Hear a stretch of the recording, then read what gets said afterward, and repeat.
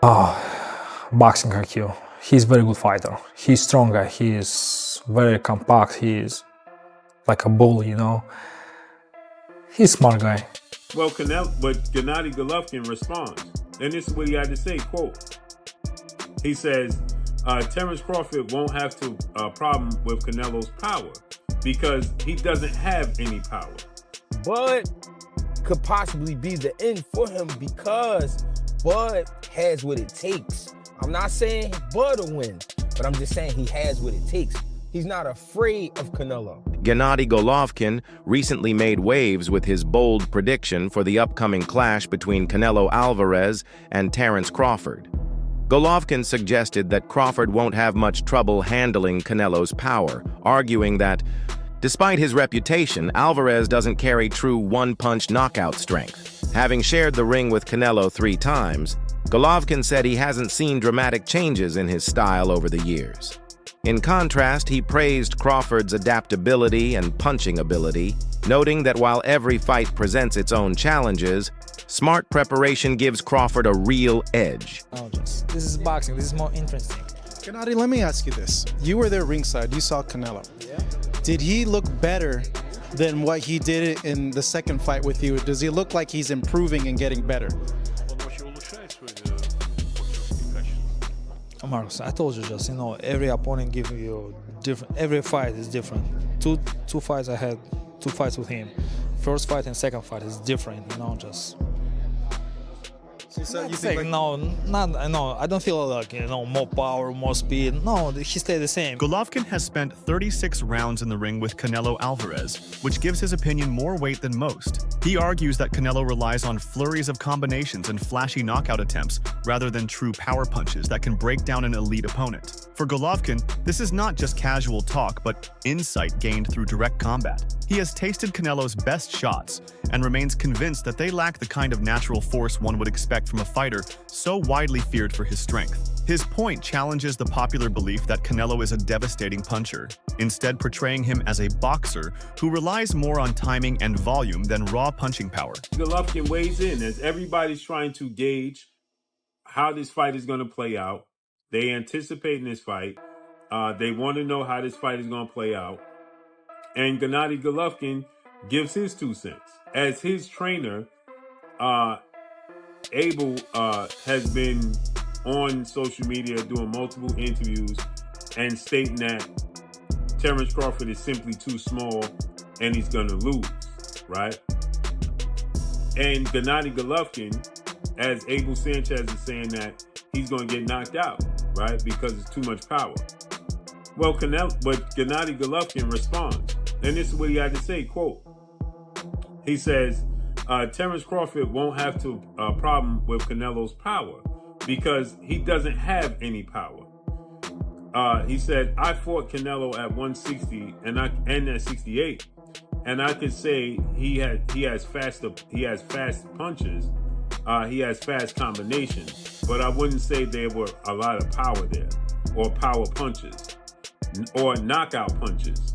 You saw that. You saw this clean shots that I took and he brought, and there were no results, end quote. So Gennady Golovkin is saying, he hit me with clean shots. You saw him hit me with clean shots, and the results was I didn't go anywhere. Now, I know people will say, well, Gennady Golovkin is naturally bigger than Canelo. Having shared 36 rounds with Canelo Alvarez, Gennady Golovkin believes his perspective carries a level of credibility few others can match. In his view, Canelo doesn't rely on pure, concussive power to overwhelm opponents, but rather on sharp combinations and bursts of activity that create the impression of knockout danger. Golovkin argues that while Alvarez is highly skilled, his punches don't carry the kind of natural fight-ending force many assume.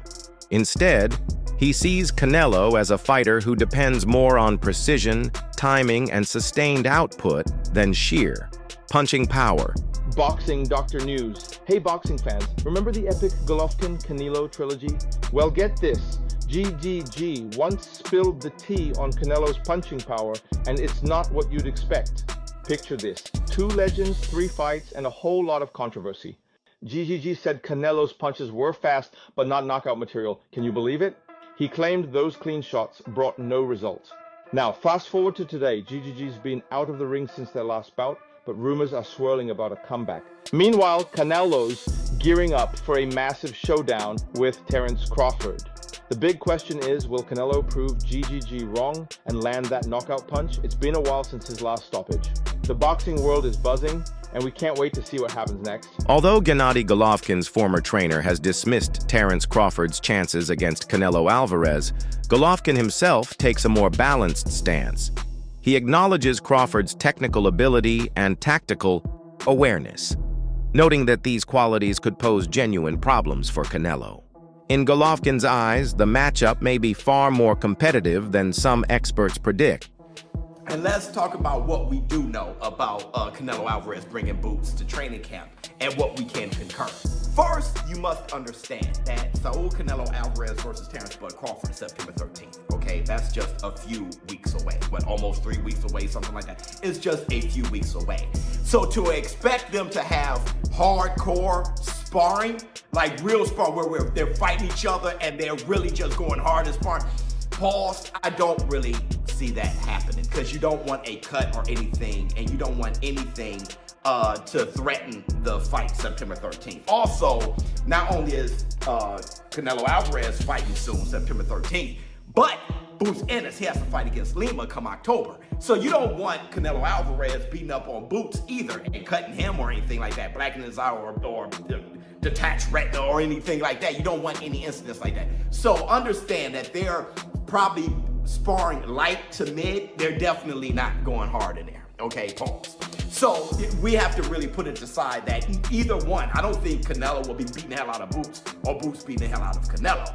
But what I can see is if Boots is moving around and Canelo can't catch him, like let's say Boots is like pop, pop, piecing him up with some light work and Canelo can't get to him, which, you know, that's kind of different than a real fight. In a real fight, you know, Canelo will be breaking you down and then you kind of get tired over time. But still, if they're working on cutting off the ring, if Canelo can't, and Boots is hitting him with, you know, piecing him up and moving and slipping and sliding, and he just can't get to him, that'll be some value added and something to be concerned about, which is why I said it's over. Gennady Golovkin's trilogy with Canelo Alvarez remains one of the defining rivalries of modern boxing. The fact that Golovkin still questions Canelo's punching power after sharing 36 rounds with him is striking. His perspective carries weight because it comes from first-hand experience against Canelo at the highest level. When Golovkin suggests that Terence Crawford has the tools to withstand Canelo's offense, the statement quickly makes waves across the boxing world. Fans and analysts dissect his words as they directly challenge the widely accepted image of Canelo as a devastating finisher. Golovkin's remarks reopen the debate. How much of Canelo's aura is the product of true in-ring dominance, and how much is fueled by perception and promotion? Canelo is the guy, right? But everybody know that shit got to come to an end one day. Nothing is forever. And I'm not saying this is now. I'm not saying that. But Bud could possibly be the end for him because Bud has what it takes. I'm not saying Bud will win, but I'm just saying he has what it takes. He's not afraid of Canelo. You know what I'm saying? 2, he has the skills to be able to deal with Canelo. Does he have the power? I don't know, but he is a puncher.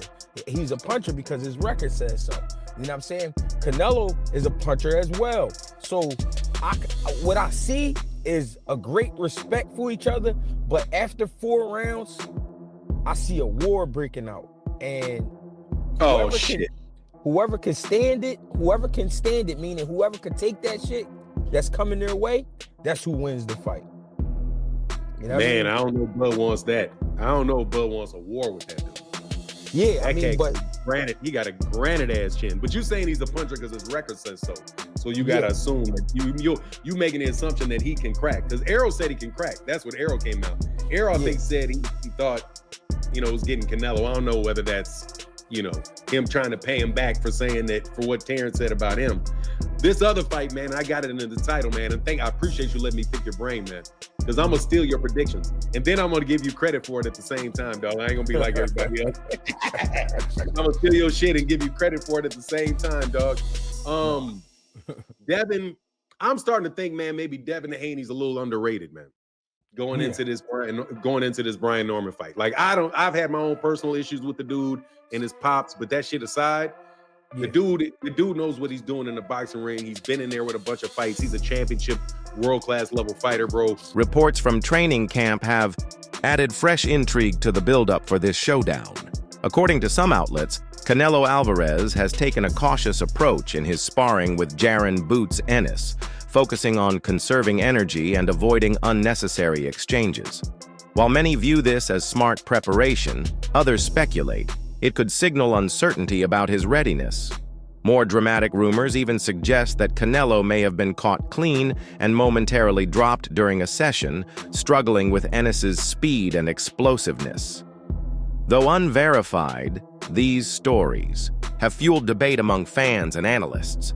If there is any truth to the whispers, it could point to vulnerabilities that Terence Crawford, known for exploiting the smallest mistakes, might capitalize on once fight night arrives. Fight for him, waiting for a big fight, and giving him, like, he had his hands full with you, and obviously there was triumph for you there, not just going the distance, but going that distance with severe injury as well, right? Of course, yeah, and I think that just, I want to be a trainer where I can go to people, look, I don't want to tell them things and they go, right, well, listen to him because he's been there, he's done it himself. Do you know what I mean? I don't want to be telling them to run through walls and not having done it myself. Like, if you need to bite down and push through because you still got a shot in this game, then do it. And listen, I've stood there toe to toe with one of the greatest pound for pound fighters out there, nose broken in the second, and pushed him to the 12th final round. But I know now I can call on that in the future with fighters I train and just say, look, now you got to dig deep, now you got to pull through, and it's going to hurt today, but tomorrow's another day. Greg Hackett views the matchup through the lens of boxing history, describing it as a potential turning point for the sport. He acknowledges that Canelo Alvarez has long been regarded as one of the top pound-for-pound fighters, but reminds that every era eventually reaches its closing chapter. In Hackett's eyes, Terence Crawford may be the opponent who ushers in that transition. He highlights Crawford's sharp technique, relentless discipline, and hunger for greatness as qualities that could redefine the current landscape. To Hackett, this fight is less about titles and rankings and more about legacy. Whether Canelo's reign continues or Crawford begins a new chapter in the sport's story. Pathetic. Purely pathetic. Terence Crawford's team inflicting race in this situation in reference to Jaron "Boots" Ennis training and sparring with Canelo Alvarez, Mexican superstar, Latino superstar, the 4W world champion, super middleweight undisputed, because Jaron "Boots" Ennis, a brother, is training with Canelo Alvarez, then he's a sellout to his people? Really? This what Terence Crawford's team had to say in reference to Jaron "Boots" Ennis, the former unified champion of the welterweight division, training and sparring with Canelo Alvarez. He sold out. That's all I can say. He sold out now. It's pathetic, man. Because he's a sellout because he's training with Canelo. Hey, yo, Bernie the Boxer and people that, and Terence Crawford's members that feel this way. Do y'all feel the same way about Isaud? Yeah, the Latino trainer, the Guatemalan trainer that been training Terence Crawford since 14 years old. That's how y'all look at him? Y'all look at him like he's a sellout? Is he a sellout to Latinos because he trains Terence Crawford?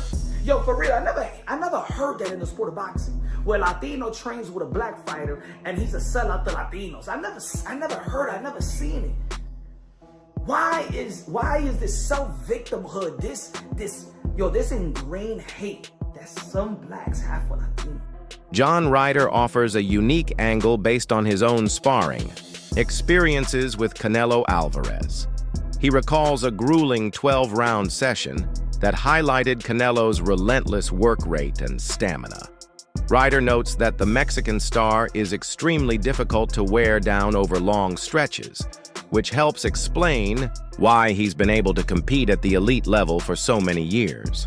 His perspective provides balance to the ongoing debate. While some question whether Canelo's punching power is exaggerated, Ryder's account reminds fans that Canelo's consistency, conditioning, and ring IQ still make him one of the toughest challenges in the sport. Great, marvelous Marvin Hagler became a friend in life and was an amazing man. An amazing character. I've likened this fight to those two when they met, with one going up in weight, quite a big step. I've mentioned it to the two guys when I saw them in Riyadh last week as well. First of all, I was backing Terence Crawford to win this on points, with his skills to pay the bills, and his speed and his timing and his spitefulness and the fact that he's raising his game. When we see here as well, by the way, the pushing and shoving in New York in the earlier press conference, I think he's poked the bear a little bit. Yeah. And I think Canelo's very dangerous. And I think Canelo might win this. My money's on Crawford. My money's clearly on Crawford. I mean, there's so many different ways of looking at this fight, but I really believe... Do you like it? It's the best fight in world boxing bar none, at any weight division. Because of the stylistic matchup, because of the raising levels, and because of the weight differential. Yeah, and because we're looking at two of the best undisputed modern day boxers that have ever lived. In my opinion, modern day boxers that have lived. In this current generation that we're in now, you're not going to get two better fighters fighting at this time in their careers. While Jaron Boots Ennis gained buzz for his sparring with Canelo Alvarez, the sessions haven't been free of criticism. Some observers suggest that Ennis may have held back, either out of respect or for financial reasons, raising questions about whether the work was truly a full test for Canelo. These kinds of rumors matter because what happens in sparring, though private, often leaks into the public conversation and influences how fans judge a fighter's readiness. If Ennis was going easy, the picture painted of Canelo's preparation may be misleading. But if he genuinely exposed flaws, then Team Crawford could use those insights to their advantage. Against a naturally bigger opponent. But I think you gotta lean more towards Canelo, because like I said before, he been pitting big guys out and down, and Canelo not even really a 68 pounder. He probably really should be at 60 maybe, and he been hurting these guys.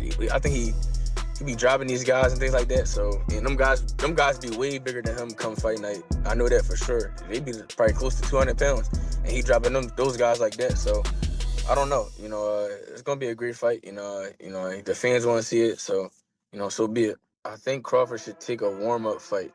At like 60, or like at least at 60, just to get his body, the feeling of somebody a little bit bigger, and things like that. I know when you go up in weight, you gotta, develop that power and not develop the power, but like put that muscle on and be heavier and things like that. So he might not want to take a fight because he's trying to build up right now. But I think he should, just to stay sharp and that way he don't have like a long layoff or anything like that. Gareth A. Davies and Duke McKenzie underline just how significant this showdown is for modern boxing. In an era where many big names shy away from risky challenges, Canelo versus Crawford stands out as a bold exception.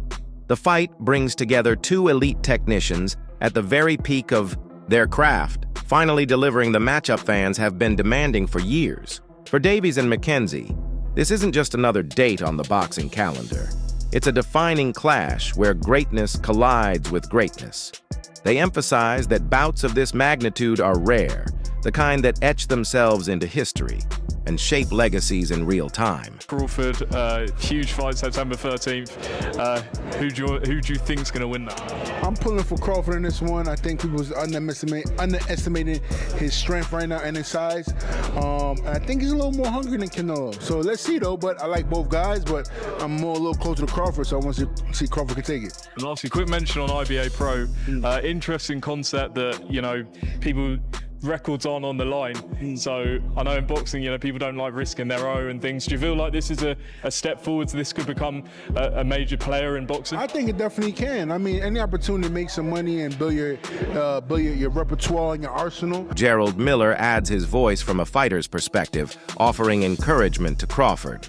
He admires the American's relentless hunger and determination, qualities Miller believes can tip the balance even when facing a larger opponent. Rather than fixating on size differences, Miller argues that mental toughness and sheer willpower often decide the outcome in the sport's biggest moments. For him, Crawford's burning drive to succeed could outweigh any physical disadvantages.